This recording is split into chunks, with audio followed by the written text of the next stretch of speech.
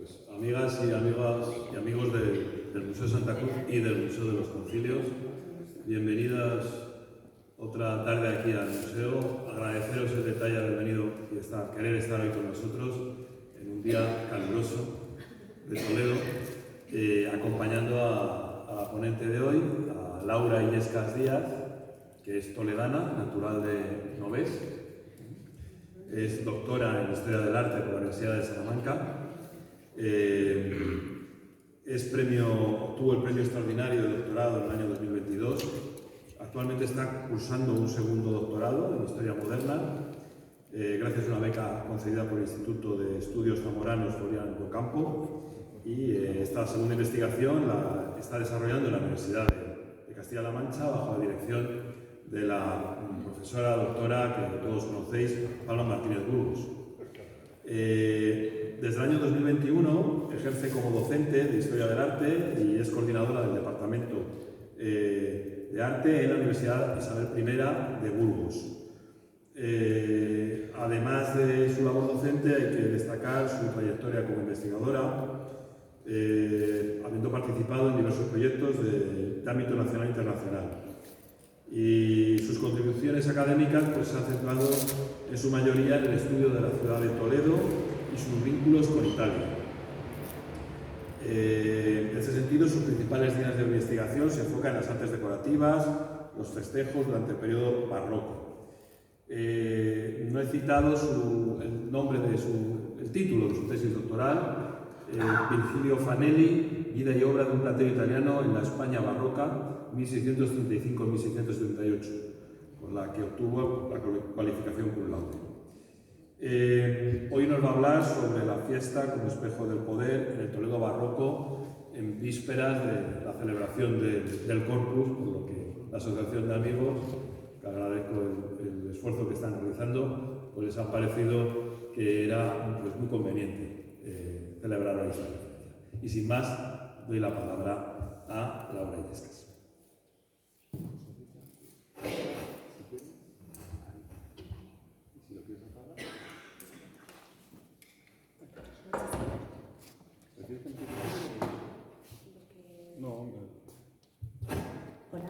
Hola, muchísimas gracias. ¿Se escucha bien? Sí. Igual lo puedo hacer sin micrófono o no. Mejor con micrófono. Vale, perfecto. Bueno, pues si me permitís, me voy a levantar porque vamos a hablar de la fiesta. Y una persona aquí sentada poco tiene que decir. Primero de todo, muchísimas gracias por la presentación, muy generosa por su parte. Gracias al Museo de Santa Cruz, a la Asociación de Amigos del Museo de Santa Cruz, por la oportunidad de ofreceros aquí unas pinceladas de mi trabajo y por acercarme más aún al patrimonio de Toledo en un espacio tan emblemático como este. Quiero también reiterar mi agradecimiento a todos vosotros por sucumbir a una terraza con una caña al sol, intentar acercarnos a este mundo de la fiesta, hasta la fecha bastante desconocido, aunque es cierto que en las últimas décadas se han multiplicado los estudios. Bien, comenzamos. Si no se me escucha bien, porque a lo mejor pierdo un poco con el micrófono, me lo decís. Tampoco quiero que sea un monólogo, podemos intervenir todos, también habrá tiempo de preguntas, pero comenzamos con un título muy sugerente y además que lo vemos en las propias calles. La ciudad se viste de gala. ¿Me vais a permitir un segundo? Soy una persona que le gusta moverse, le gusta también estar cerca del público. Y en esta conferencia quiero que sea diferente porque pocas veces hemos dedicado un espacio a la fiesta. Cuando hablamos de historia del arte normalmente pensamos en arquitectura, en retablos, en pinturas, pero ¿quién diría la fiesta? Es un poco extraño. De momento sí es cierto que ha habido algunas conferencias, pero de Toledo todavía no se ha hecho un espacio como debería. Y si hablamos de fiestas siempre pensamos ¿en qué? En el Corpus. Es indiscutible, pero Toledo tenía muchísimas más fiestas, y más en el siglo XVII. La elección no es aleatoria, como bien ha ha dicho, estamos en un momento de preparación, ya vemos el recorrido de la procesión embellecido, ya vemos cómo el ambiente, ¿no? Los ciudadanos, nosotros mismos nos vamos preparando para ese gran momento. Pero ¿de dónde viene el programa de festejos? ¿De dónde viene esta cultura de la fiesta? La fiesta ha existido desde que el mundo es mundo, por decirlo de algún modo, desde los orígenes de la humanidad. Pero es cierto que tal y como la conocemos ahora, hunde sus raíces de manera específica en la Edad Moderna, en el siglo XVI, y cuando alcanza su máximo esplendor es cuando, en el Barroco, es decir, en el siglo XVII y XVIII. Por eso la elección de esta centuria, perdón, de estas dos centurias. ¿Y a qué denominamos fiesta? Hombre, vosotros estáis pensando, hombre, Laura, pues claramente a lo que vemos, ¿no? A la música, al teatro, al jolgorio por las calles, sí, desde luego. Pero en ese momento tenemos que pensar en una sociedad repleta de calamidades donde no existían muchísimas de las oportunidades y de los avances tanto científicos como tecnológicos que existen ahora en día. Es una sociedad marcada por la miseria, por la guerra, por la penumbra. Es una sociedad, sí, estoy hablando del siglo XVII y XVIII, que de algún modo tiene que sentir alegría. ¿Y cómo lo hace? A través de la fiesta. Y por eso, esta denominación no es mía, es de Antonio Bonet Correa, uno de los primeros historiadores del arte en abordar el estudio de los festejos. Dice, la fiesta era entendida como una válvula de escape a una sociedad gris. Entendemos que cuando, imaginaos, hay guerra, hay hambre, hay miseria, no hay ninguna solución, porque los avances eran mínimos, ¿qué se hace? ¿Qué organiza el ayuntamiento y el cabildo catedralicio? Fiesta. Pero esto no es propio del siglo XVII, esto ya existía en el Imperio Romano. Lo que pasa es que en el siglo XVII se desata, especialmente en la Europa católica. Los motivos por qué se hacían fiestas, pues eran variopintos. Todo era motivo de fiesta. Incluso es algo que me gustaría destacar y me gustaría subrayar. Cuando fallecía un rey, un miembro de la Casa Real, también era motivo de fiesta, una fiesta solemne. Había dos tipos de fiesta, las fiestas de carácter alegre, las que nosotros conocemos con las corridas de toro, las mojigangas, la música, el teatro, y luego las fiestas de carácter solemne, como por ejemplo una que tenemos y que nos ha quedado en nuestra cultura, ya seamos católicos o no, nos ha quedado la Semana Santa. Es uno de los festejos más solemnes y más barrocos que podemos decir. Y otro de ellos, ahora no, pero en ese momento, las exequias reales. Cuando fallecía un monarca o, por ejemplo, el hijo de un monarca o una reina consorte, se hacían festejos, se hacían exequias en su honor. Es decir, todo aquello que se desvinculaba de lo cotidiano era concebido como una fiesta. Y os he traído aquí un pequeño testimonio de un religioso que viene a decir algo así como, sí, muchísima fiesta, pero no se pone ninguna solución a los problemas. ¿No sería mejor invertir el tiempo en poner solución a los problemas? Por ejemplo, si hay guerra, intentar solucionarlo mediante vías diplomáticas, o si hay hambre, intentar reducir el coste de las clases altas para incrementar la financiación de cosechas. No. La sociedad necesitaba y requería respuestas rápidas. Y todas estas propuestas necesitaban un tiempo y no había tiempo. ¿Sabéis? Entonces, ¿qué se hacía? Festejos. Hasta ahora, ¿vamos bien? Yo estoy como en clase con los alumnos. Me podéis parar y, eso sí, por favor, no me tiréis bolitas. Pero si queréis, o cualquier cosa, me decís. Vale, como es un tema un poquito, a lo mejor, alejado de lo que nosotros estamos pensando como historia del arte, sí que he creído conveniente aludir a los 4 componentes básicos de la fiesta, que son las arquitecturas efímeras, las artes escénicas, las relaciones y los sermones. Alguno nos tiene que sonar, por lo menos los sermones. Eso sí. ¿Y las arquitecturas efímeras? ¿Alguien ha oído hablar de ellas? Sí, ¿no? Bueno, bien. Entonces, esta clase casi voy muy rápido. Pues bien, las arquitecturas efímeras... ¿Soy yo? No, la que... Vale. Las arquitecturas efímeras eran, lo que vamos a ver ahora, que es un breve recorrido, que no me quiero extender mucho, son, lo decía anteriormente, los 4 componentes básicos que prácticamente en todas las ciudades del orbe católico se repetían, y da igual que los festejos fueran en Toledo, que fueran en Burgos, que fueran en México, que fueran en Lima, porque se iban a repetir, especialmente en la corona, todos los territorios bajo el control de la corona hispana.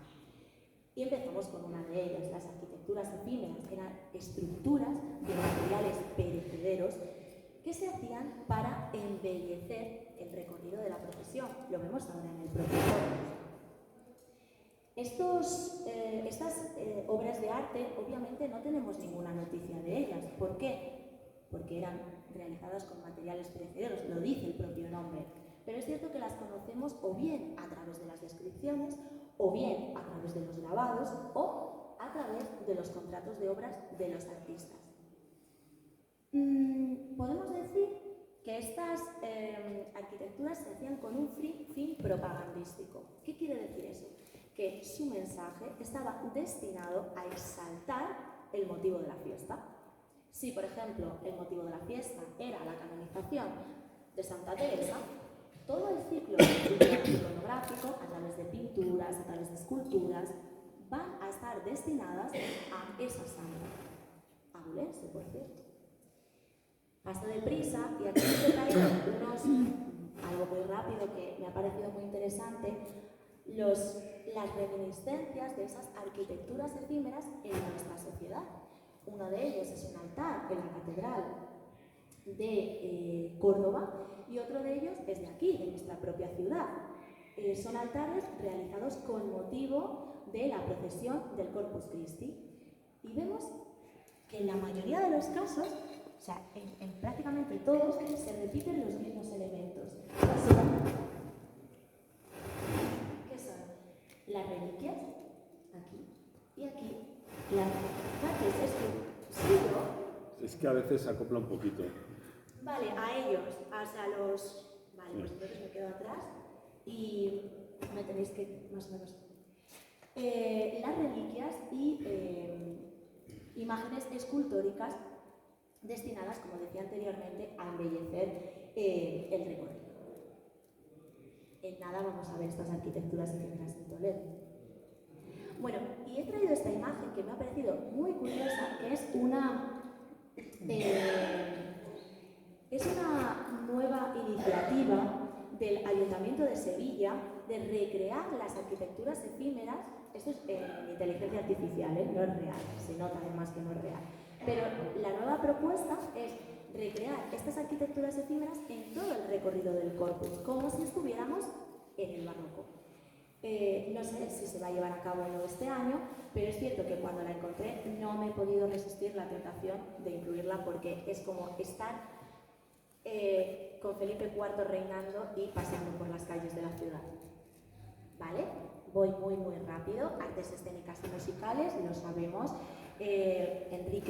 enriquecían, como no, el recorrido procesional, objetivo propagandístico, es decir, la música y la danza. ¿Sabéis lo que significan los gigantes del corpus, por ejemplo? Que eran elementos y son elementos claves en cualquier procesión del Corpus Christi, especialmente en España. Pues bien, hay diversas teorías. No me detendré mucho en ellos, porque hay libros y muchos artículos y otros que me han precedido, se han tratado. Pero en función de la ciudad, porque en función de la ciudad hay un número u otro, Estos gigantes del Corpus, cuando eran 4, representaban a las 4 partes del mundo conocidas en ese momento, no ahora: Asia, África, Europa y América. Y al danzar alrededor de la custodia del Santísimo Sacramento, ¿qué hacían? Danzar y rendir pleitesía a Cristo. Y por lo tanto, quería decir, o venía a transmitir, que todas las partes del mundo, o sea, todo el orbe terrestre, estaba bajo los postulados de Cristo Jesús. Vale, voy muy rápido, que esto veo que más o menos lo controlamos, las relaciones de festejos.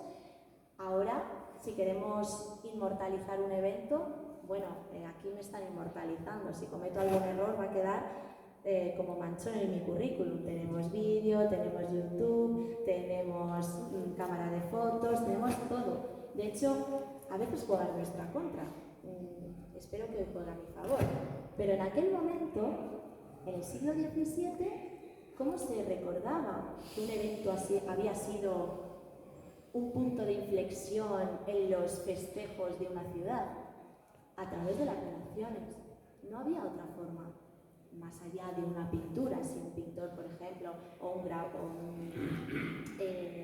un especialista en grabados más bien se le enviaba, no me va a salir ahora, se le encargaba la captación de ese festejo. Pero si no era así, ¿cómo lo hacía? A través de las relaciones de festejos. Estas relaciones, por lo general, son descripciones de el antes, durante y después de la fiesta y del programa de festejos.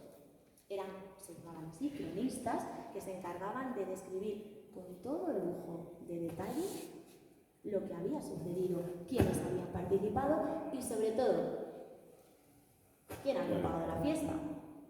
Porque, de alguna manera, era un modo de hacerle propaganda también a él, al promotor. Y por último, el sermón.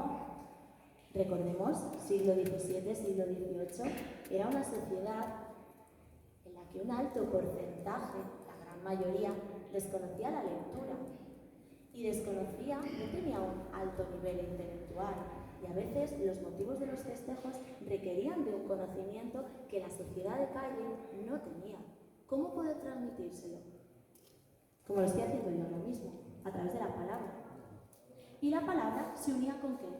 Con la imagen de las arquitecturas efímeras. Entonces, imaginad, nos trasladamos por un momento al siglo XVII, cómo a través del sermón de los religiosos, en el que había un contenido específico para exaltar, por ejemplo, a un monarca, se fundía con lo que ellos mismos, la sociedad, estaba viendo a través de las arquitecturas efímeras. Y entonces sí, se interiorizaba el mensaje. ¿Y sabéis lo que provocaba? Que se participase más, que la sociedad exaltase más aún el motivo y estuviese más a favor de esa causa. ¿Cómo va el nivel de comprensión? ¿Bien? ¿Más o menos? Esto va a quedar inmortalizado, o sea, me tenéis que decir que sí, todos pueden. No podéis decirme que no, porque si no, ¿qué crónica van a hacer de mí? Vale, pues dicho esto, ahora sí, ya me meto en materia, que todavía estáis pensando, y esta chica no nos está hablando de Toledo, nos está haciendo una clase de festejos. Pero creo que era importante conocer unas pinceladas básicas para todos aquellos que a lo mejor no estén familiarizados con el tema. Y dicho esto, nos trasladamos al Toledo barroco. ¿Y qué pasa en el Toledo barroco? Y esto voy muy deprisa porque prácticamente lo decimos todos los historiadores del arte para contextualizar. Y es que en el Toledo barroco, en el siglo XVII, Toledo pierde la capitalidad. Y no es determinante en un primer momento. No creáis que porque Felipe II decide trasladar la corte a Madrid, Toledo cae en desgracia. No, de hecho, incrementa su poder y se convierte, a principios, en las 2 primeras décadas del siglo XVII, en uno de los focos culturales y artísticos más importantes de la península.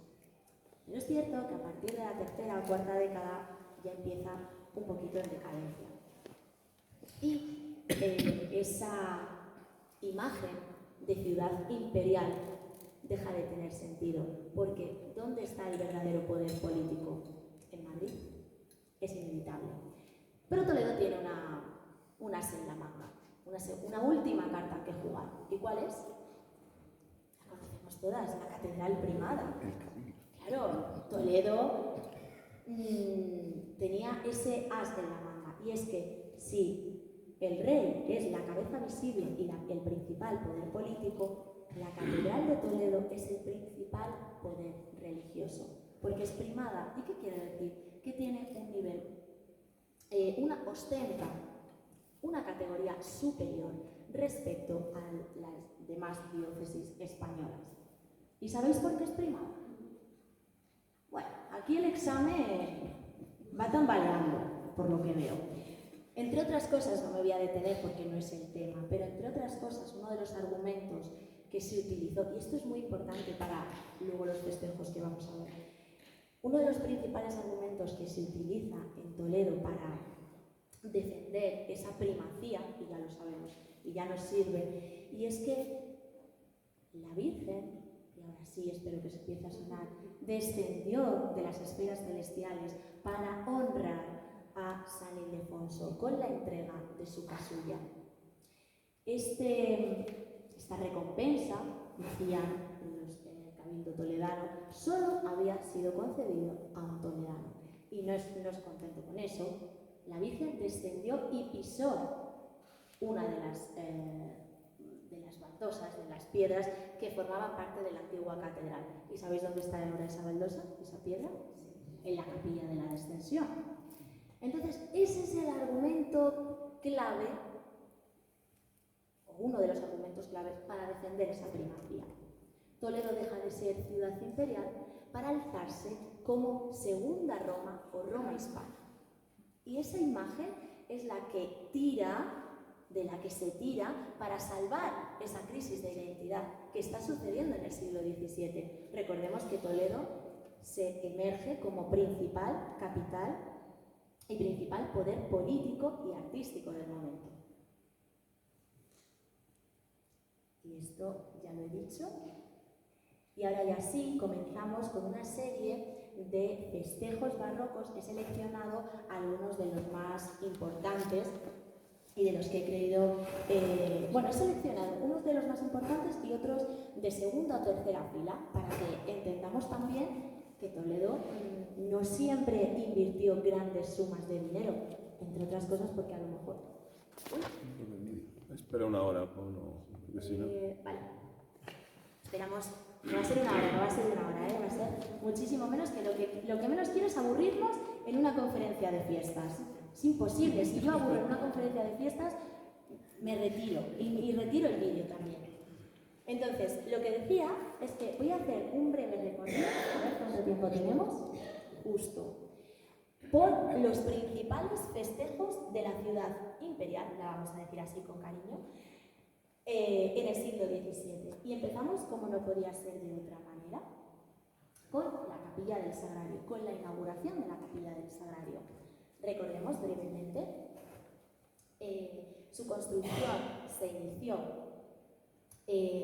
a finales del siglo XVI y en 1616 justo se concluye y se organizan los festejos. Era el espacio que habría de dar culto a una de las imágenes más veneradas, si no la que más, de la ciudad de Toledo y especialmente de la catedral, la Virgen del Sagrario.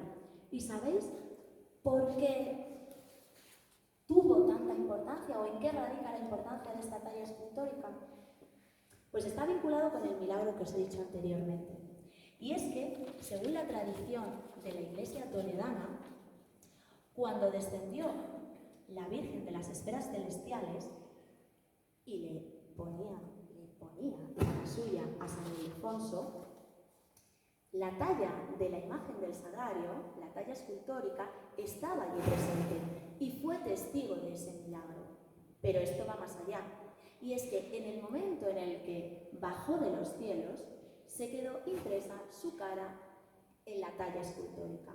Por tanto, a efectos, no sabemos si es verdad o no, que yo no voy a entrar en eso, que os veo las caras, de vamos a ver si es verdad o no, no. Simplemente, y a todos los efectos, la talla escultórica de la Virgen del Sagrario sería un verdadero retrato de la Virgen María. De ahí la importancia de hacerle un espacio de culto de esta magnitud. ¿Creéis que escatimaron en gastos? Ya os digo yo que no. Fue uno de los festejos más sonados de la ciudad. De hecho, vino el propio rey, Felipe III, y su hijo, el futuro Felipe IV. Participaron los mejores artistas en la realización de arquitecturas efímeras. Y además hubo una justa poética, que es como una especie de certamen, no de certamen, sino más bien de concurso de poesía, en el que participó, entre otros, Lope de Vega. Solamente con decir ese nombre podemos hacernos cargo de la importancia y de la trascendencia de este evento. ¿Quién fue el principal promotor? Bernardo de Sandoval y Rojas. ¿Quién? El arzobispo. ¿Y qué hizo el arzobispo para inmortalizar este evento? Ya os lo había dicho anteriormente. Costear una relación. Es importante que, para mí es importante subrayarlo a la hora de estudiar los festejos. Esta es la única, una de las únicas relaciones que se conserva del siglo XVII impresa. De hecho, fue tan importante el evento que se conservan dos, una manuscrita, es decir, no imprenta, y otra, la que vemos en la pantalla. Y es una delicia porque va describiendo con sumo detalle todas las arquitecturas, incluso la salida del sol, cómo se disponían cada uno de los canónigos en la procesión. Es una maravilla para abordar ese cortejo y es el cortejo profesional. ¿Alguna pregunta? Bueno, las dejamos para después. Y ahora he abierto este recorrido con una fiesta de primera categoría para descender a una, pues que prácticamente no se conserva nada porque la relevancia fue menor. Eran festejos, en este caso organizados en honor a Santa Leocadia, pero en este tipo de festejos, que también los podemos ver en honor a Santo Tomás de Aquino, a otro de los santos del panteón toledano, ¿qué se hacían por lo general? Los sermones, porque eran más baratos. Las arquitecturas efímeras se limitaban a estructuras, en vez de hechas de papel, cartelón, sino simplemente estructuras de madera forradas con paños que se reutilizaban de una a otra, como los vemos ahora en el corpus, y luminarias. En algunos pueblos de la provincia de Toledo aún se siguen haciendo luminarias, por ejemplo, en el traslado de la Virgen de la ermita a la iglesia. No sé si es el caso, por ejemplo, en mi pueblo, ya que es un momento podemos decir, cuando la imagen de la Virgen de la Monjía se traslada a la iglesia, en verano, de su romería, de su ermita a la iglesia del pueblo, se hacen luminarias. ¿Y de dónde viene esa tradición? De aquí, de los festejos del barroco. Y ahora sí, os voy a dar otra vez otro plato fuerte, que es la beatificación de Fernando III, porque todos hemos oído hablar de la Virgen del Sagrario, todos hemos oído hablar de Santa Leocadia, pero de Fernando III, así en Toledo, a priori no lo ubicamos mucho. Pues fue clave en el siglo XVII. Y, si me permitís, bebo agua y os lo explico.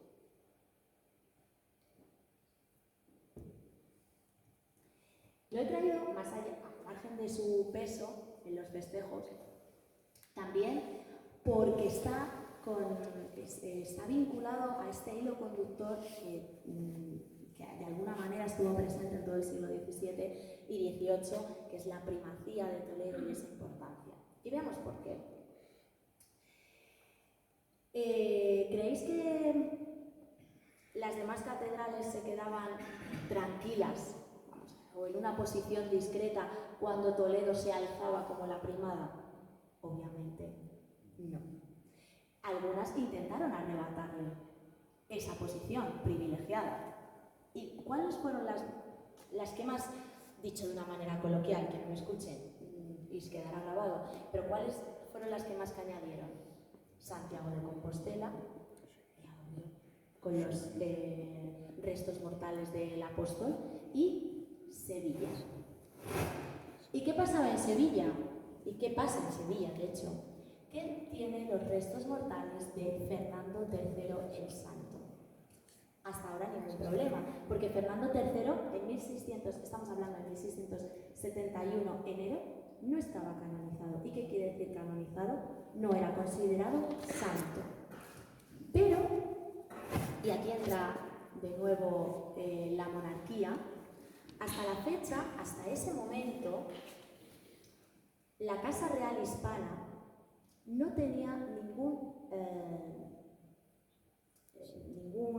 monarca de ningún reino, ni de Aragón, ni de Castilla, ni de Navarra, canonizado.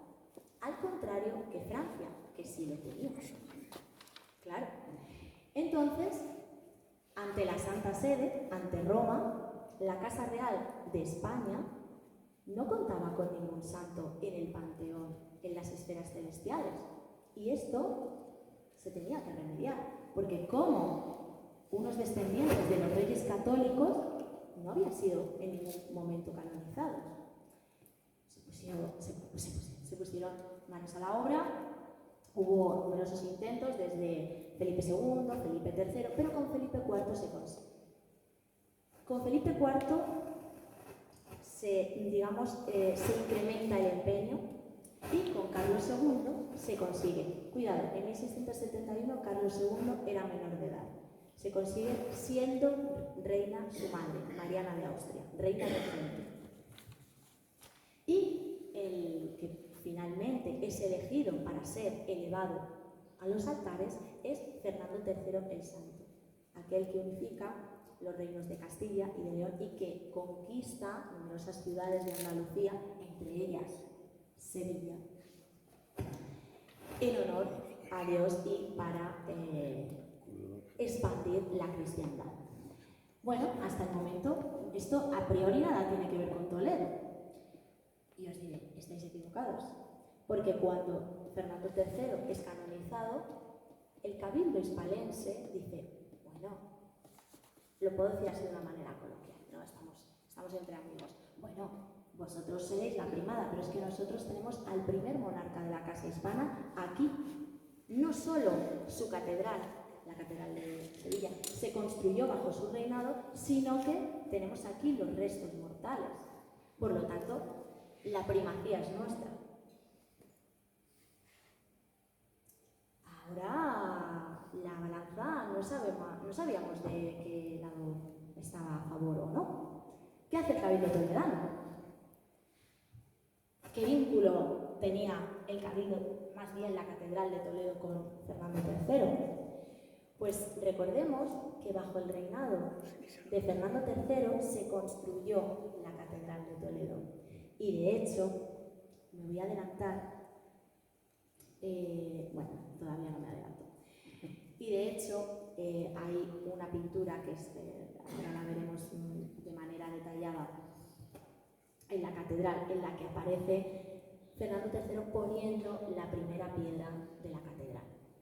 Y dice así, y lo he leído tantas veces en las actas capitulares que ya prácticamente me lo sé de memoria. Dice, bueno, vosotros tendréis los restos mortales, pero nosotros, la Catedral de Toledo, la primera piedra fue puesta y fue tocada por Fernando III. Por lo tanto, es una reliquia.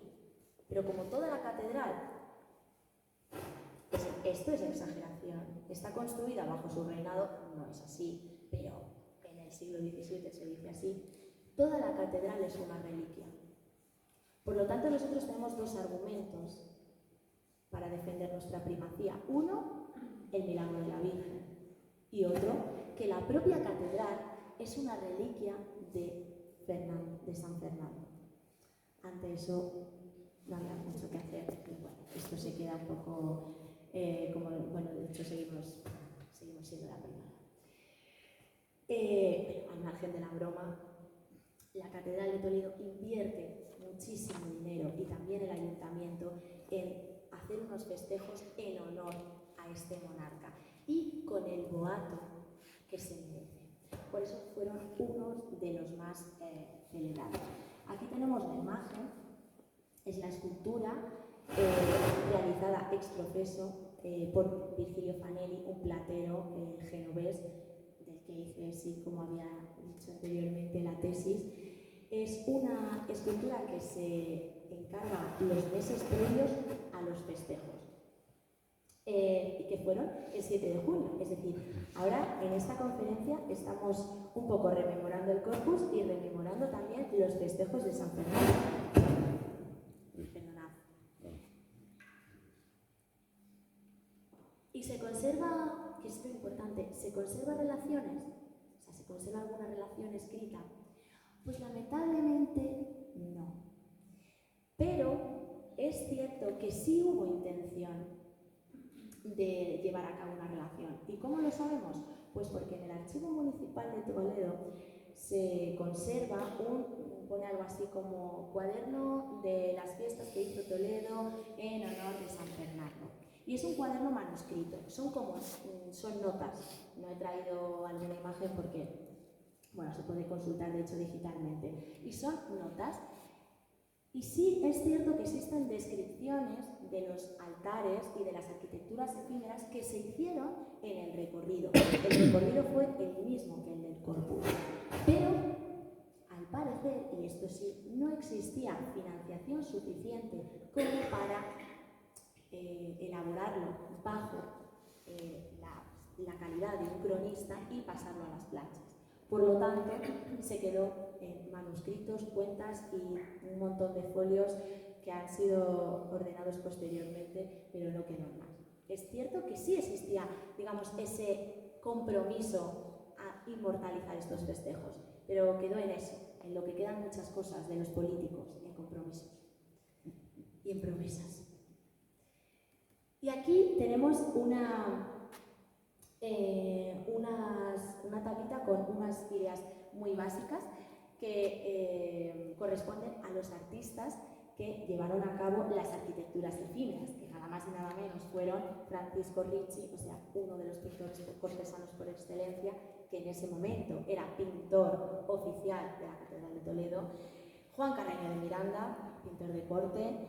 Él simplemente se encargó de realizar las cabezas de los maniquíes y los retratos de Mariana de Austria y Carlos II, en ese momento no era monarca, reitero, y Virgilio Fanelli, que es la escultura de plata que habíamos visto anteriormente. Y aquí, esto es un pequeño detalle de la pintura que os decía, y es una pintura que se conserva en la catedral, y es San Fernando poniendo la primera piedra, y se piensa que es el único lienzo que ha quedado de la arquitectura efímera dispuesta en el ayuntamiento.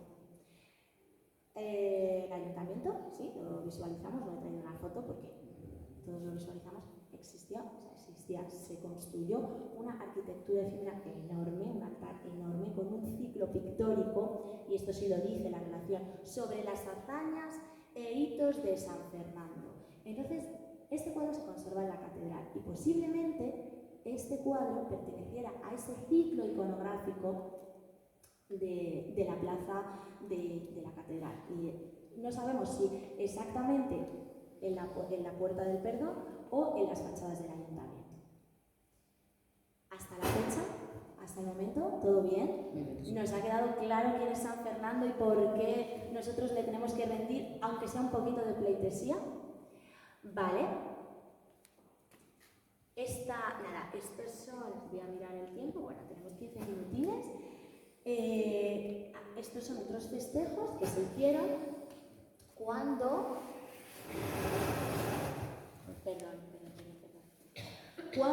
la catedral consiguió una reliquia de San Ildefonso. Y es que, sorprendentemente, no sé si lo sabéis, las reliquias de San Ildefonso se encuentran en Zamora, porque fueron trasladadas en época con la invasión islámica, y en ese momento pues también la primacía tambaleaba. porque no teníamos absolutamente nada, solo y yo, bueno, me incluyo como si hubiera estado allí en el siglo XVII, pero a veces utilizo tanta argumentación que... y es que la catedral no disponía de ningún elemento tangible para defender esa primacía. Y los zamoranos no estaban por la labor de darnos ningún pedacito, nada de San Ildefonso.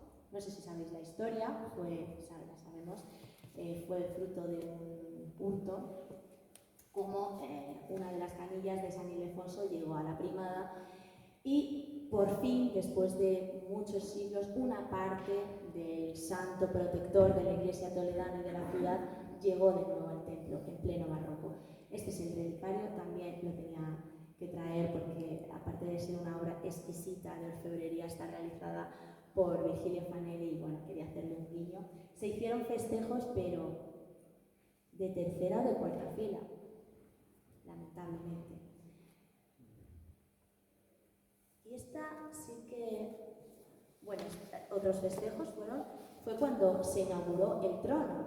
Este trono magnífico, una obra sublime de orfebrería barroca italiana, donde hoy lo podemos contemplar en la catedral y podemos disfrutarlo más aún en agosto, o sea, queda poco para que salga de la capilla y lo podamos ver en todo su esplendor. Cuando se inauguró, se hicieron festejos también en su honor, pero ya os digo, no me voy a detener porque sería perder el tiempo explicando y festejos que no tuvieron ese impacto de los anteriores. Y estos sí que me resulta llamativo porque la inauguración de la Capilla de las Reliquias, sabemos cuál es el Ochavo. Y me parece un espacio espectacular, digno de unos festejos similares a los de la Capilla del Sagrario. Y hasta la fecha, y lo digo, y ya que queda grabado, lo diré, hasta la fecha yo he intentado buscar documentación, cartas, contratos de obra, actas capitulares, y la verdad es que sí se organizaron festejos, sí hubo sermones, sí hubo luminarias, pero de un nivel muy, muy, muy inferior a los celebrados en 1616, es decir, cuando se inauguró la capilla de la Virgen del Sagrario. Yo lanzo aquí una pregunta y es, ¿por qué? Porque este espacio cobra especial significado en el momento en el que nos encontramos. Este espacio reunía la mayor parte de los elementos tangibles sagrados disponibles en el templo primado. Y es que además estamos en el momento de mayor auge. Tras el Concilio de Trento hay un empeño por parte no solamente de la sociedad, sino más bien de las autoridades eclesiásticas de fomentar el culto a las reliquias y esa unión entre lo divino y lo terrenal.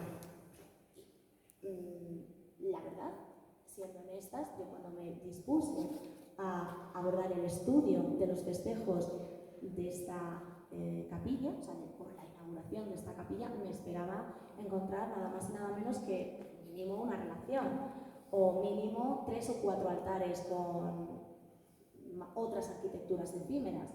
Y mi sorpresa es que no. ¿Por qué el cabildo y el arzobispo en ese momento lo dejan con tanta discreción? Lo dejan en un segundo o tercer plano. Todavía no sé la respuesta, así que en este momento no la puedo decir. Y ya me desligo un poco de la parte religiosa, que es la más importante en Toledo. Recordamos que en ese momento decíamos anteriormente que jugaba su carta,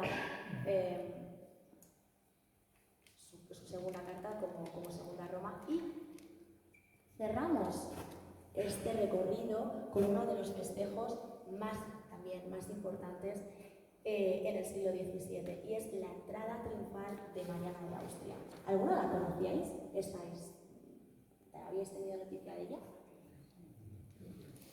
Pues es que Toledo y y esto supongo que lo sabíais, y si no, estamos aquí para recordarlo, porque todos aprendemos algo, incluso yo soy la primera que aprendo, y es que Toledo, en la segunda mitad del siglo XVII, sirvió como residencia a la reina regente.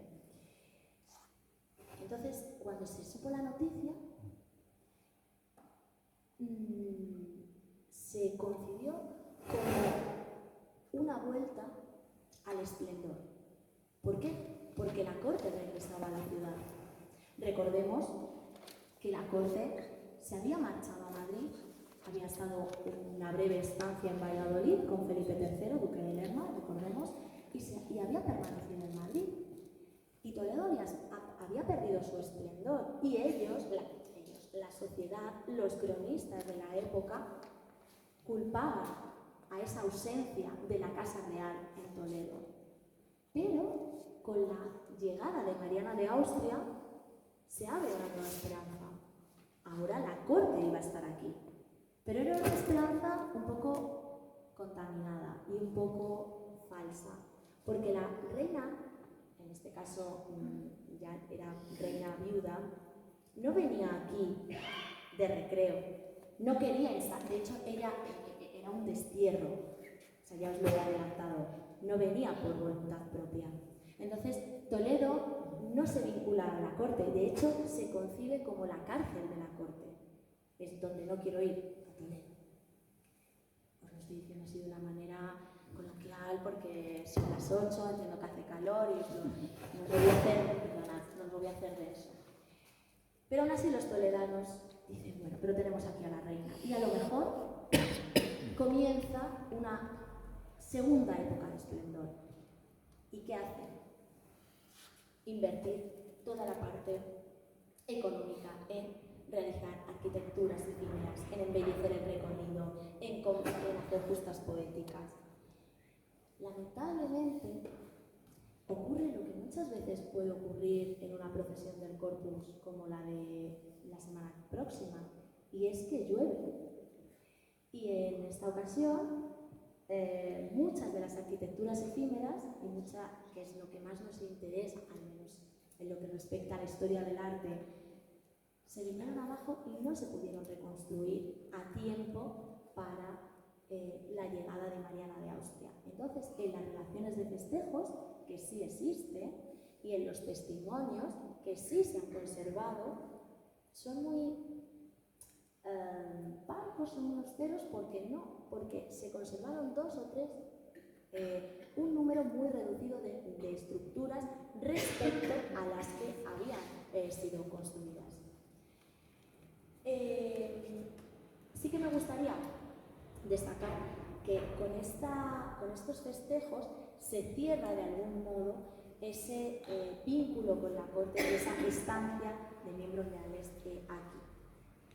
Y por último, he dejado para el final la parte más solemne, la parte más tenebrosa, la parte más lúgubre. Me gustaría enseñaros unas fotitos de algunas piezas que se han conservado en la Catedral de Toledo, que son una auténtica joya y que es cierto que gracias a ellas podemos un poco reconstruir visualmente cómo eran estos festejos de carácter solemne y que no son ni más ni menos que las exequias reales. Cuando fallecía un rey, cuando fallecía un arzobispo, cuando fallecía un heredero de la Casa Real, todas las ciudades del reino tenían que rendirle pleitesía, tenían que llorarle, tenían que mostrar su luto. Era una manera de vincular el poder político con la sociedad y de alguna manera de demostrar el dolor públicamente por la pérdida de ese monarca, de ese soberano.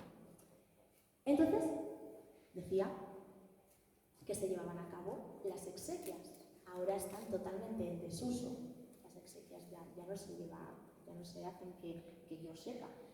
Pero en ese momento se construían auténticos catafalcos donde por lo general, pues, si era un monarca, solía ponerse la corona, los símbolos de la corona, el cetro y demás, y se hacía misa mayor, incluso se hacía algún cortejo fúnebre, es decir, todo tipo de actos relacionados con esa pleitesía al soberano o, por ejemplo, a personalidades importantes, como pudo ser un arzobispo. Bueno, aquí os he traído una manga procesional, además es fácil de identificar porque ¿qué vemos? No sé si se distingue bastante bien, pero la calavera es el símbolo indiscutible de la muerte. Más allá del color negro, que también es muy llamativo, el hecho de que esto es una manga procesional, simplemente cuando vemos una procesión, no sabemos muy bien a qué se debe, pero la manga procesional, que es una de las primeras insignias que va adelante, ya te está diciendo el motivo. No sabemos por quién, pero ya te está diciendo el motivo y te está avisando de que es un cortejo fúnebre. Esta es una maravilla, perdonadme así la espontaneidad, pero esta es una maravilla porque este es el que se ponía, este manto, o sea, el paño, mejor dicho, monta, en el catafalco, cuando se construían catafalcos para los miembros de la Casa Real hispana, se ponía este en concreto. Lo sé porque aparecen las descripciones en el archivo capitular, que es una auténtica maravilla, es muy rico en las descripciones de esos catafalcos y alude a un paño mortuorio, tanto. Este está fechado en el siglo XVII, pues tiene poca cabida. ¿Cómo sabemos, más allá de la calavera, que es mortuorio? Porque los brocados son en negro, es el símbolo del luto. Bueno, no sé si os gustan los tejidos, pero es para deleitar la vista. En este caso, se ha elegido como motivo decorativo la imposición de la casulla a San Ildefonso. Estos paños mortuorios también se utilizaban para los arzobispos y como arzobispos de la primada dejan de alguna manera remarcado el porqué. Y no es otro que la imposición de la casulla. A los laterales, es que no me quiero acercar porque si no se acopla, a los laterales aparecen las calaveras, símbolo inequívoco de su fin.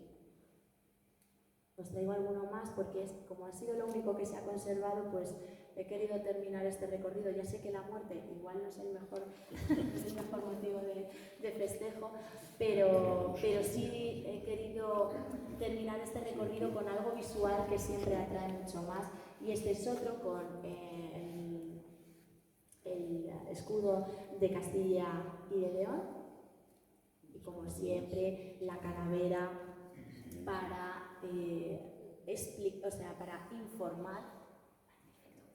informar en todo momento al espectador, al fiel espectador, del motivo del acto, en este caso las exequias.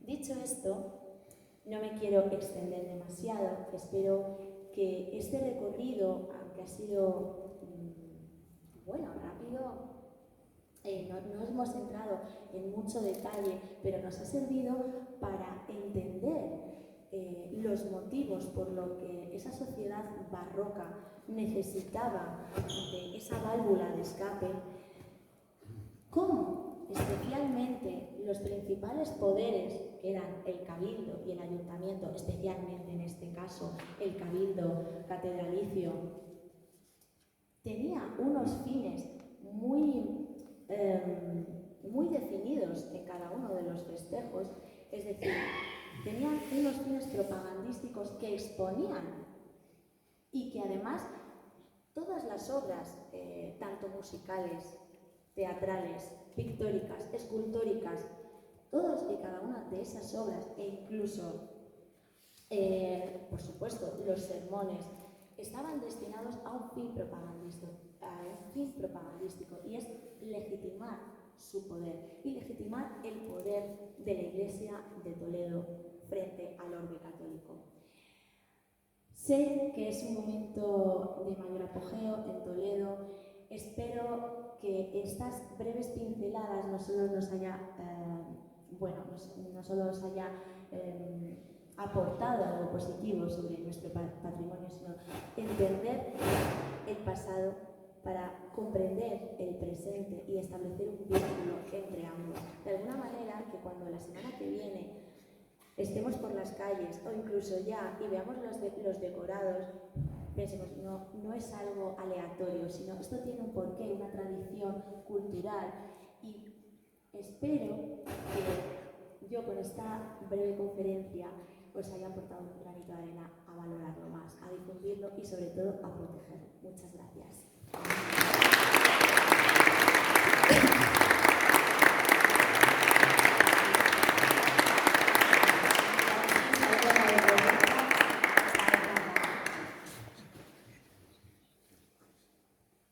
Creo que me ha quedado muy claro.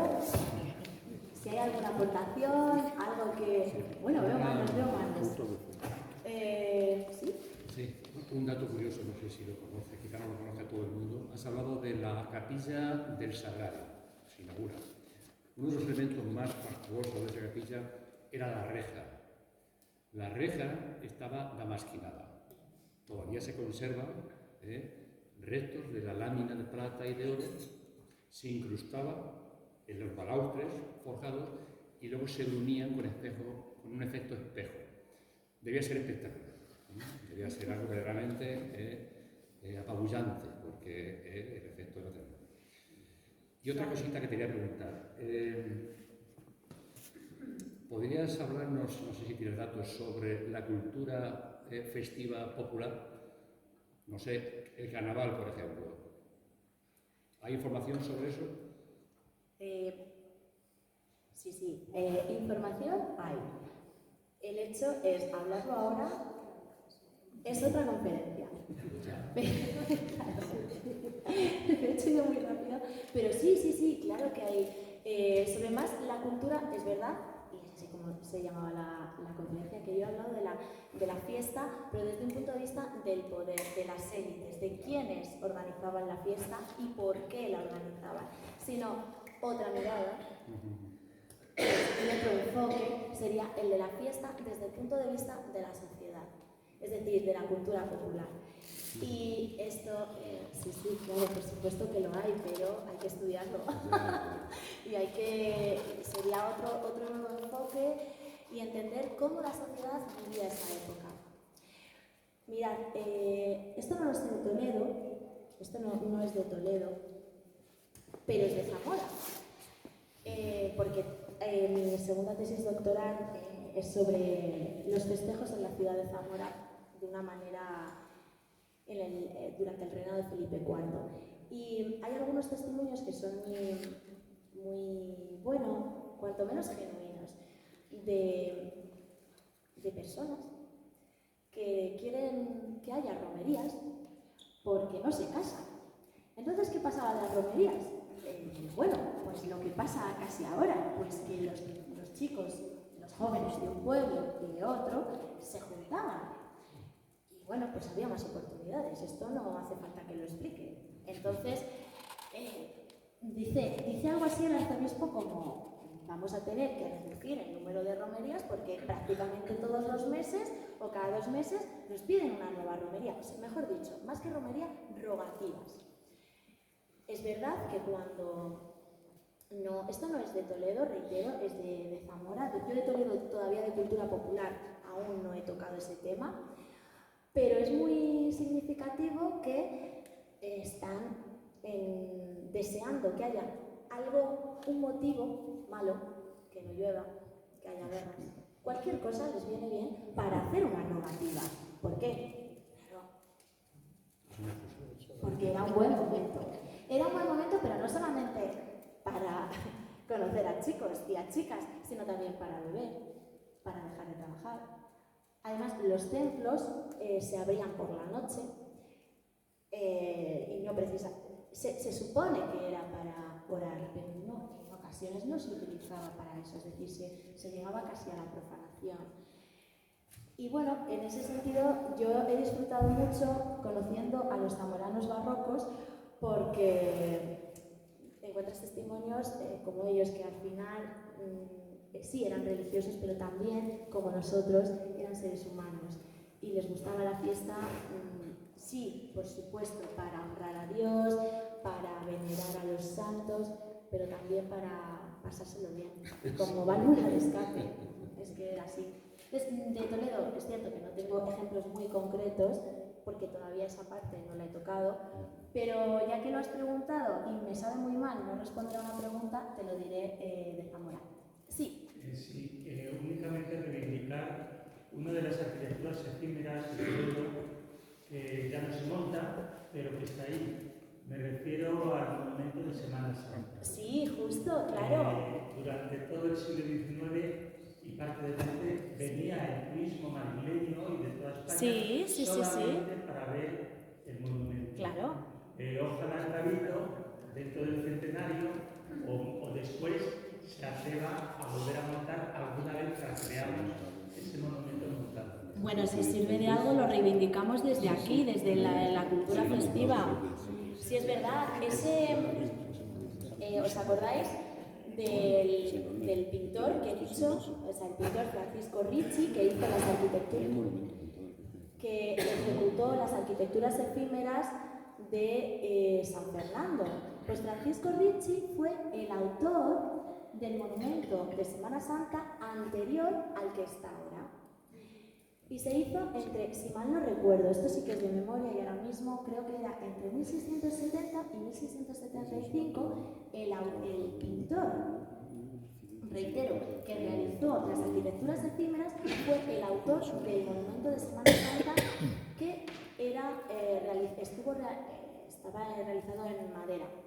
¿Qué ocurre? Que finalmente luego se construyó ya en estilo neoclásico, que es el que tenemos ahora, que de hecho hay un libro de Adolfo Mingo, puede ser, que es compañero de la Universidad de aquí de Castilla-La Mancha, bueno, aquí aprovecho para saludar, y efectivamente él juraría que tiene el libro del monumento.